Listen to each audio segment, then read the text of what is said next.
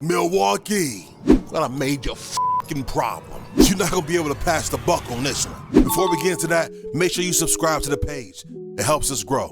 Let's get into it. I think it's always important that we start from the beginning. Shall we? I mean, just lock in with me. Let's talk.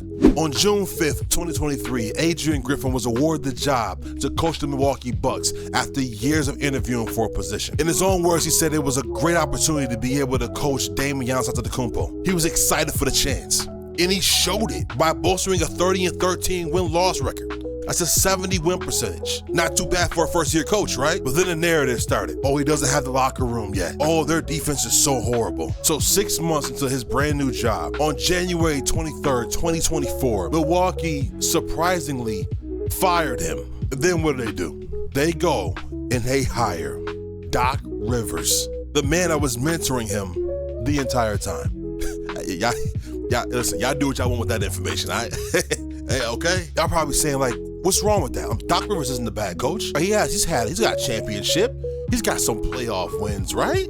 I ain't want to talk about it, but somebody got to do it. I ain't want to be the one, but somebody got to do it. Once Doc Rivers took over that star-studded team, he went 17-19 for the rest of the year, a losing record. But they ended up third in the East with a 58 win percentage after being projected to be number one in the East under Adrian Griffin earlier that year. Giannis isn't healthy. They get dropped by the Pacers in 6 games. Scarily enough, if the playoffs started right now, they'll be facing the exact same team. And you can't tell me you have the confidence that they will actually beat the Pacers right now. Be real with yourself. Real quick, I hope Adrian Griffin gets another job. He got treated horribly. It reeks of Mark Jackson. I just don't feel right about it. That's just me. Let's get back to it. First, I want to talk about that duo. These two players in the top 75. Giannis definitely deserving it, being a 2-time MVP, an NBA champion, a Finals MVP, a Defensive Player of the Year with multiple All-NBA selections. Also being a global ambassador for the NBA, helping build that bridge between the NBA and Greece. Giannis definitely deserves that place. Dame, on the other hand, was the only player in the top 75 that got in because of a meme.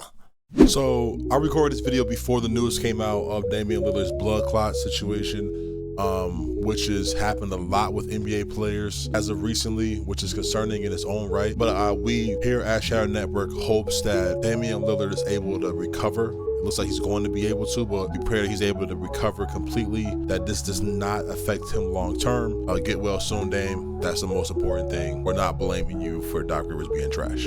Especially with notable snubs like Chris Webber, Dwight Howard, Ben Wallace, Tony Parker, Vince Carter, Reggie Miller, and Kyrie Irving. That ain't none of my business, man. This duo was supposed to work. You got one of the best three-point shooters, especially from deep in NBA history, and one of the most prolific scorers in the paint we have ever seen. That being highlighted with his 50-point game versus DeAndre Ayton and them Suns. I hate seeing Chris Paul lose, but DeAndre Ayton, you kind of deserve that one, big dog.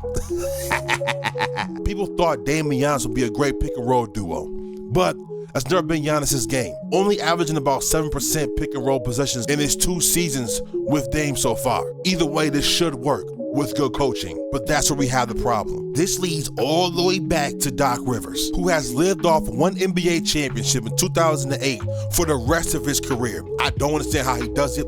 I don't understand how his coaching lifespan is so long, but he is trash. Utter trash. And I'm gonna tell you exactly why. For one, it is widely known that Doc Rivers has some of the worst playoff collapses you have ever seen as a coach, and at some point, it can't be everybody else. It's gotta be one person. Y'all understand common denominator, right? In 2003, in the first round versus the Detroit Pistons, we kind of threw that one under the rug, right? He's a new coach. Tracy McGrady's a young star. They were an 8th seed. The Pistons were a 1st seed. They were up 3-1 and then lost it 4-3.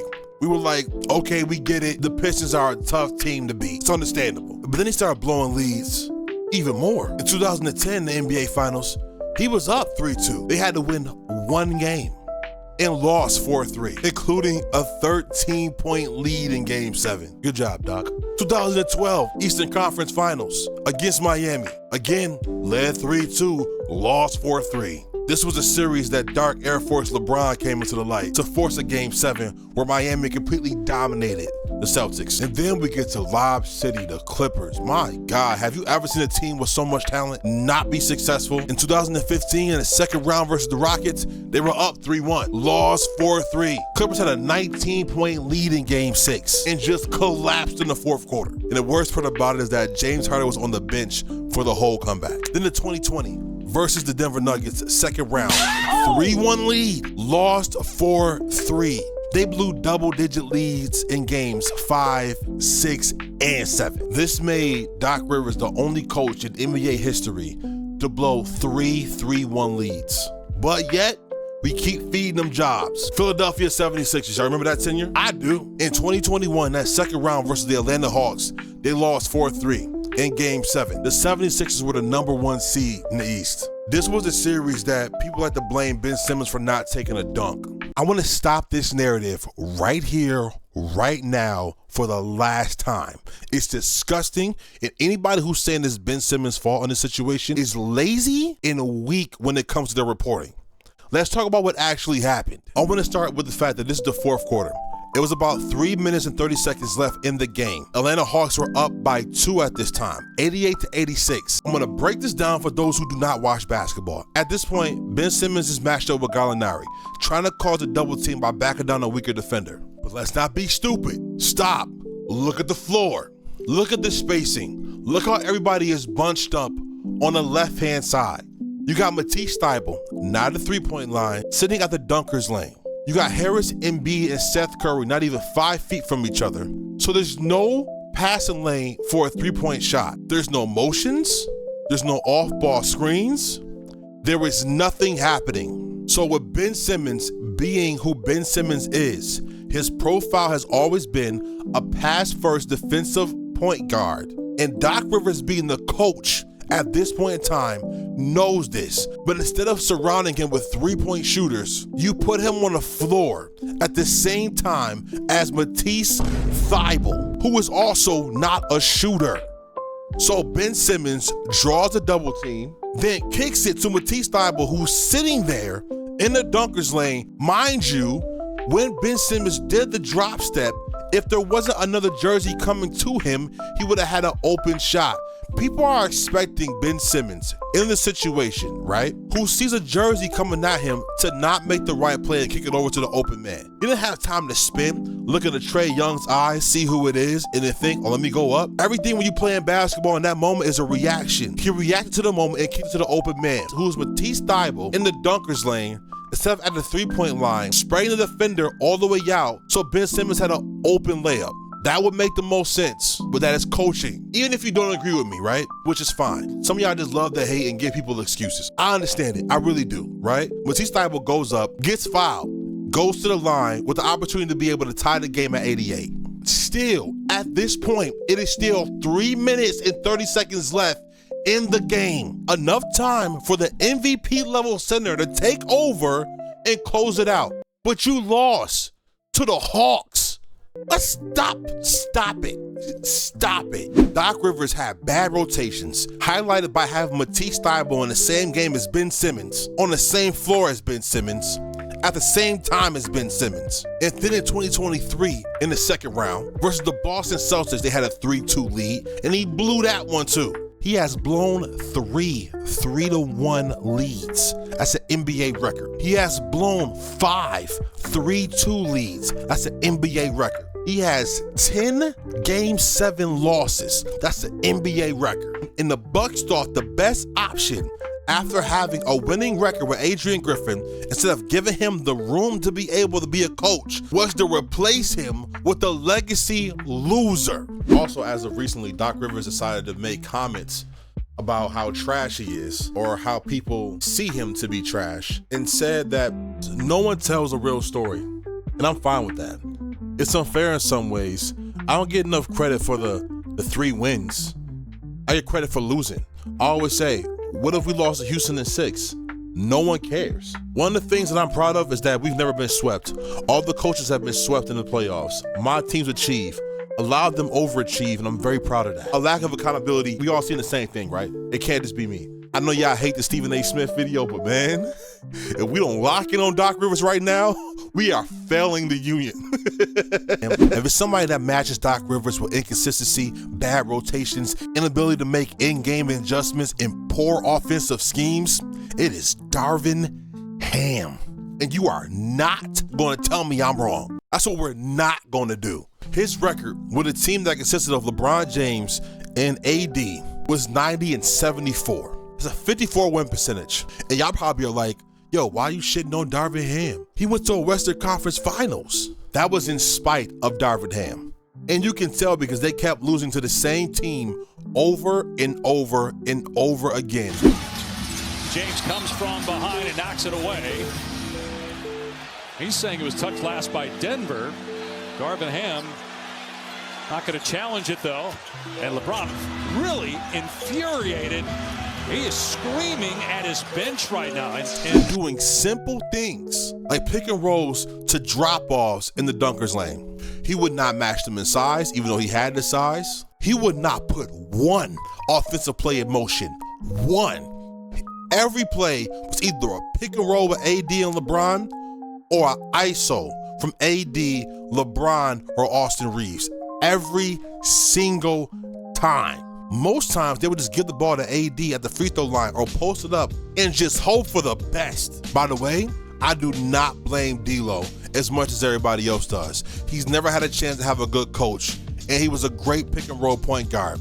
If placed in this JJ Redick system, I think he would have been successful too. But if you think I'm playing about his lineups, let's talk about a few of them. In the 22-23 season, he had a lineup that consisted of Schroeder, Patrick Beverly, Russell Westbrook, LeBron, and AD.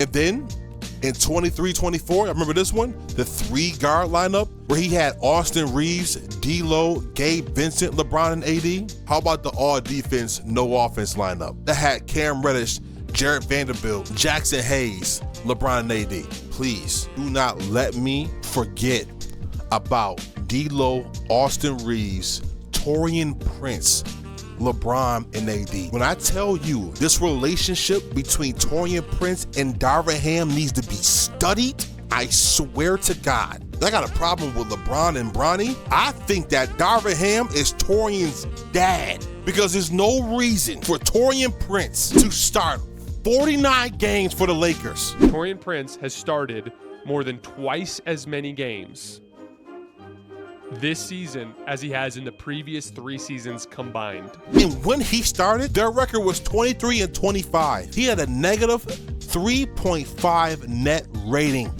It is legitimately one of the worst consistent coaching decisions I've seen made in a very long time. There are better basketball players than Taurean Prince on the roster. Which means when he was on the floor, teams outscored the Lakers every time. That's not just then. Taurean Prince has started 53 games for the Bucks. From Baylor, number 12, Taurean Prince. And at forward, he started 53 games for the Bucks, and you can't tell me why.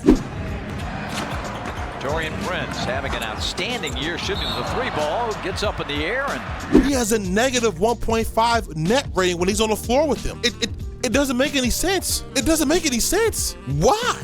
You take these two inconsistent and negligent men, then you put them together in some weird Dragon Ball Z freaky fusion dance on the Bucks sideline, and you wonder why they're not going to be successful. And is Doc Rivers taking responsibility for his team's underperformance this season? Absolutely not, because he never has. This time, he's made critical comments about the roster he inherited, like Dame and Giannis, Bobby Portis, Middleton, and Lopez was not enough. His direct quote, "We have a lot of talented players, but they need to figure out how to play together.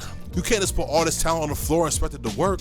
End quote. No, Doc Rivers, you can't put all that talent on the floor and expect it to work. We expect you to work, to coach them, to take accountability away from yourself and saying that they need to learn how to play together instead of saying, I need to help them learn how to play together. It's insane work. This has always been his MO, going all the way back to 2015 when he criticized Chris Paul's leadership like Chris Paul hasn't been one of the greatest leaders in NBA history. If you don't believe me, the Chris Paul effect is real. He wins and wins and wins on teams that should not win. Look at the numbers. They're all there. His quote was, "We had a chance to win, but we didn't execute." That's where leadership comes in. We need to be better next time. Brother, you're a part of the leadership. And then this great quote. Ben Simmons can still be a point guard for a championship team like the one you guys want to become? Yeah, David, I don't know that question or the answer to that right now. So I don't know the answer to that. As if Ben Simmons wasn't good enough to get to the #1 seed. Just threw him under the bus completely. Doc Rivers, you're the championship coach. 2021, he had multiple interviews saying Paul George was the reason why they was losing games in the playoffs. If that ain't the pot calling the kettle a bum. Doc Rivers, you got me up. Doc Rivers, you got me up. Let's be completely truthful about this situation. The Bucks right now should be a title favorite just as much as Cleveland is and as Boston is.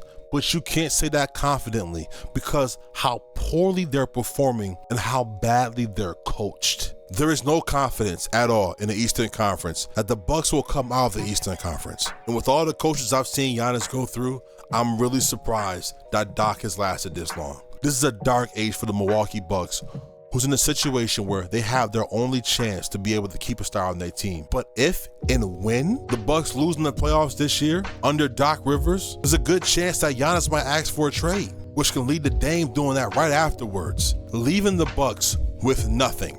And right now, this sits on the shoulders of two men who both have one NBA championship under their belt and have shown to be losers after that.